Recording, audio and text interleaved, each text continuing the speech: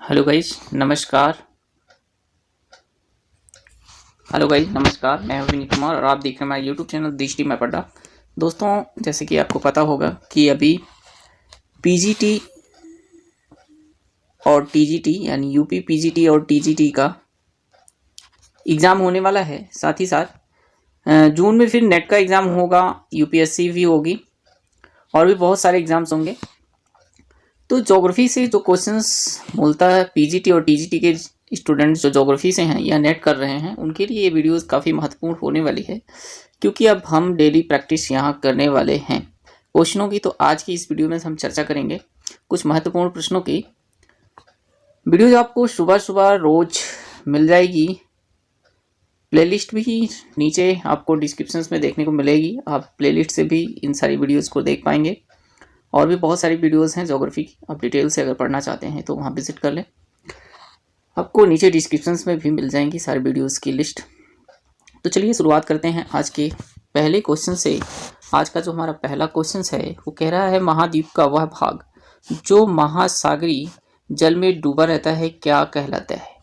ठीक है, चार ऑप्शन दिए गए हैं। महाद्वीप मग्न ढाल, महाद्वीप पहला ऑप्शन है महाद्वीप मग्न ढाल, दूसरा है महाद्वीपीय मग्न तट, तीसरा है महागभीर सागरीय मैदान और चौथा दे रहा है महासागरीय गर्त। तो इस तरह से चार ऑप्शनों में से अभी देखिए वो पूछ रहा है महाद्वीप का वह भाग जो महासागरीय जल में डूबा रहता है तो उसे क्या कहते हैं। अब यहाँ पर जो ऑप्शन सही होगा वो होगा हमारा 2 यानी महाद्वीपीय मग्न तट। अब मग्न तट क्या है इसको एक बार डिटेल से थोड़ा सा समझ लेते हैं। देखिए इस तरह से ऐसे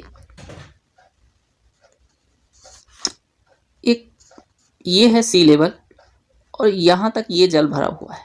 ठीक है, तो यहाँ पर ये स्थलीय भाग जो अभी हमने इस तरह से बनाया है, ये स्थलीय भाग जहाँ पर आके मिलता है यही होता है मग्न तट।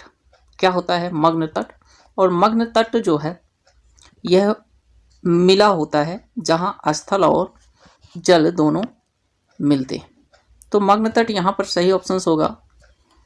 इसके बाद अब नेक्स्ट देखते हैं। जो हमारा नेक्स्ट क्वेश्चन है वो कह रहा है अंडमान निकोबार कटक कहाँ स्थित है।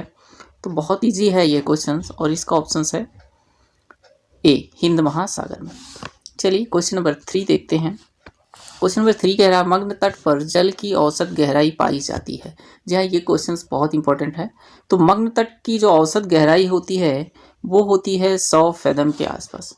कितना? 100 फैदम के आसपास होती है उसकी गहराई, यानी मग्न तट वहीं तक कहेंगे जहां पर 100 फैदम तक गहराई पाई जाएगी। ठीक है, इसके बाद अब क्वेश्चन नंबर 4 देखते हैं। क्वेश्चन नंबर 4 कह रहा है ग्लोब का कुल क्षेत्रफल कितना है। तो ग्लोब का कुल क्षेत्रफल कितना है, यानी हम बताएं तो पूरी पृथ्वी के क्षेत्रफल के विषय में बात की जा रही है, यानी पूरे संपूर्ण ग्लोब की बात की जा रही है। ठीक है, कुल क्षेत्रफल कितना है कई बार क्वेश्चन पूछा गया है। तो यहाँ पर है 51.01 करोड़ वर्ग किलोमीटर्स। ये है, कहीं कहीं आपको मैप में देखने को मिलेगा। ठीक है, इसके बाद अब क्वेश्चन नंबर 5 कह रहा है। क्वेश्चन नंबर 5 विश्व का सबसे बड़ा महासागर कौन सा है। तो बिल्कुल इजी है, प्रशांत महासागर है।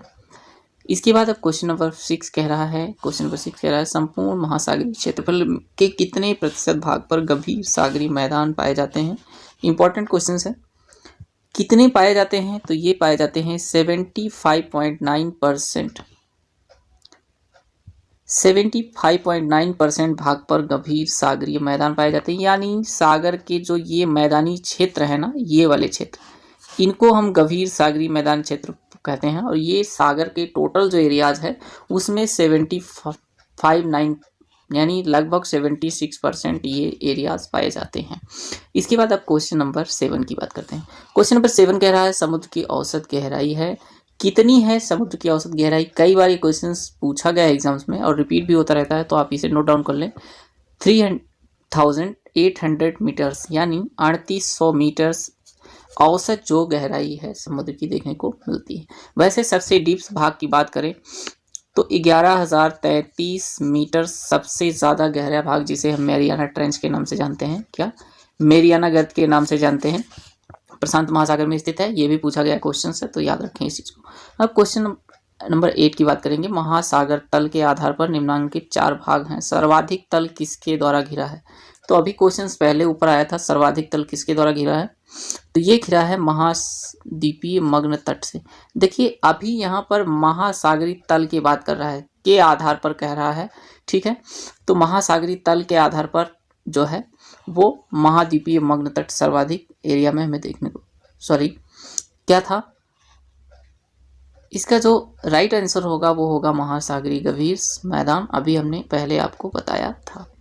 अब नेक्स्ट क्वेश्चन नंबर 9 कह रहा है विश्व में सर्वाधिक गहरा सागरीय गर्त निम्नलिखित में किसमें है? तो सागरीय गर्त अभी बिल्कुल इजी है, ये है प्रशांत महासागर में। हमने बताया था कि मैरियाना गर्त है जो सर्वाधिक गहरा है, कितना है 11,033 मीटर गहरा है, याद कर लें इस चीज़ को। क्वेश्चन नंबर 10 की बात करेंगे अब, विश्व में सबसे कम गहरा सागर कौन सा है?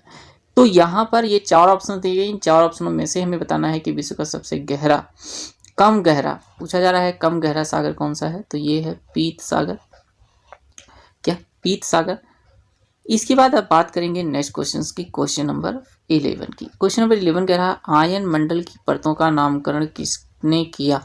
तो आयन मंडल की परतों का जो नामकरण, यह भी पूछा गया क्वेश्चन है। तो कूपे महोदय ने आयन मंडल की परतों का नामकरण किया गया था। जैसे कि आपको पता होगा कि कई सारी लेयर्स हैं, जैसे क्षोभ मंडल हो गया, समताप मंडल हो गया, मध्य मंडल हो गया, फिर आयन मंडल हो गया, उसके बाद बहिर्मंडल। ये 5 मंडल्स टोटल हमें देखने को मिलते हैं इस वायुमंडल एरिया में। तो आयन मंडल जो है उस मंडल की खोज किसने की थी, ये पूछा गया है। तो ये नामकरण किसने किया था? तो ये किया था कूपे महोदय ने। क्यों इसका नामकरण आयन मंडल पे हुआ? क्योंकि यहाँ से ही आयनिक रेज जो भी सारी चीज़ें होती हैं, यानी ट्रांसमीटर सिस्टम जो भी काम करता है, वेव सिस्टम जो काम करता है, रेडियो हो गया, चाहे टेलीविजन हो गया या मोबाइल कम्युनिकेशन, जितनी भी सारी चीज़ें होती हैं जो भी रेडिएशंस पर काम करती हैं, यानी आयनिक रेज पर जो काम करती हैं, वो सब आयन मंडल से ही होकर रेज रिफ्लेक्ट की जाती है। यूँ हम कहें कि अगर आयन मंडल ना होता तो हमारे पास कम्युनिकेशंस नहीं हो पाती, हम एक दूसरे की बात बिना माध्यम के फिर नहीं सुन पाते, ठीक है। इसके बाद अब बात करेंगे क्वेश्चन नंबर 12 की। सूर्य से निकलने वाली अत्यंत गर्म पराकाशनी किरणों को वायुमंडल के किस भाग में सोख लिया जाता है, यानी किस भाग के द्वारा सोखा जाता है? तो बिल्कुल ही है ओजोन मंडल के द्वारा, क्वेश्चन नंबर 12 का। अब इसके बाद क्वेश्चन नंबर 13 कह रहा है वायुमंडल की कौन सी परत रेडियो धर्म तरंगों को पृथ्वी की ओर परावर्तित करती है? पृथ्वी की ओर परावर्तित करती है रेडियो तरंगों को। अभी हमने ऊपर बताया था कि आपको क्वेश्चन फिर से रिपीट लगभग हुआ है।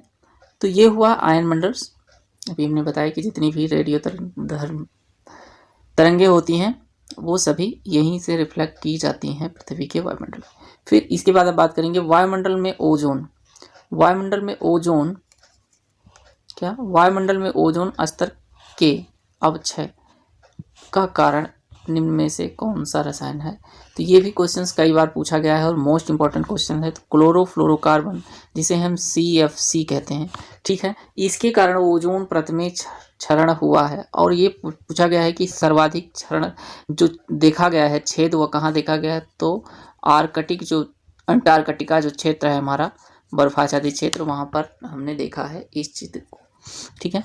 अब इसके बाद क्वेश्चन नंबर 15 निम्न में से किस वायुमंडल परत में तापमान लगभग समान रहता है? तो बिल्कुल इजी है, समताप मंडल में, यानी क्वेश्चन इसका आंसर 2 होगा। अब इसके बाद क्वेश्चन नंबर 16 कह रहा है क्षोभ मंडल की औसत ऊंचाई 11 मीटर है, विषुवत रेखा पर यह ऊंचाई कितने किलोमीटर तक है? तो विषुवत रेखा पर यह ऊंचाई 18 किलोमीटर तक है। देखिए इस ऑप्शंस में कई बार कन्फ्यूजन्स होता है। क्षोभ मंडल की औसत ऊंचाई पूछी जा रही है, तो क्षोभ मंडल की ऊंचाई की बात करें, औसत ऊंचाई अभी 11 किलोमीटर यहाँ कह रहे हैं। देखिए कई बार ऑप्शंस जो होते हैं हमारे पास 7 to 9 जो हमारा पाया जाता है ध्रुवों पर, जबकि जो है 16 to 18 पाया जाता है हमारा भूमध्य रेखा पर। तो भूमध्य रेखा पर क्षोभ मंडल की औसत ऊंचाई विषुवत रेखा पर पूछा जा रहा है, तो इस हिसाब से 18 होगा। क्या होगा? 18 किलोमीटर। अब इसके बाद नेक्स्ट अब बात करेंगे क्वेश्चन नंबर 17 की। अरोरा बोरियालिस और अरोरा ऑस्ट्रेलिया नामक घटना वायुमंडल के किस भाग में होती है? तो ये किस भाग में होती है, ये भी बहुत बार पूछा गया क्वेश्चन है। तो ये होता है आयन मंडल में। ऐसा क्यों होता है, इसके डिटेल्स के लिए आप वीडियोस देखें, हमने वहाँ बता रखे हैं, ठीक है। अब इसके बाद क्वेश्चन नंबर 18 कह रहा है वायुमंडल की सबसे निचली परत है। तो वायुमंडल की सबसे निचली परत क्षोभमंडल है, बिल्कुल इजी क्वेश्चंस। इसके बाद अब नेक्स्ट क्वेश्चन है वायुमंडल की ऊपरी परत है। वायुमंडल की ऊपरी परत की बात करें तो वायुमंडल है, यानी इस क्वेश्चन का आंसर 4 होगा। अब इसके बाद बात करें वायुमंडल की संरचना। वायुमंडल की रचना में सही गैसों के प्रतिशत को दर्शाइए। मोस्ट इंपॉर्टेंट क्वेश्चंस और आज का लास्ट क्वेश्चंस। तो चलिए एक बार देखते हैं इन क्वेश्चनों को। देखिए क्या है, वायुमंडल की संरचना में सही गैसों का प्रतिशत, सर्वाधिक गैसों का प्रतिशत जैसे कि आपको पता होगा वो है नाइट्रोजन। फिर है ऑक्सीजन 21%, यानी 78% नाइट्रोजन पाया जाता है, 21% ऑक्सीजन। आर्गन 0.93% होता है। कार्बन डाइऑक्साइड गैस 0.0335% के आसपास पाई जाती है। तो इस तरह से यहाँ जो ऑप्शन होगा वो होगा ऑप्शन जो है ए करेक्ट होगा। तो आज की वीडियोस में हमने चर्चा किया मोस्ट इंपॉर्टेंट जो 20 क्वेश्चंस थे। आई होप कि ये वीडियोस आपको पसंद आई। वीडियो पसंद आई तो वीडियो को लाइक करें। चैनल पर नए हैं तो प्लीज़ चैनल को सब्सक्राइब करें। बेल आइकन को प्रेस कर रखें जिससे आने वाली हर वीडियो की नोटिफिकेशन आपको मिलती रहे। Thanks for watching this video. मिलते हैं फिर नेक्स्ट वीडियो में, तब तक के लिए बाय बाय, टेक केयर।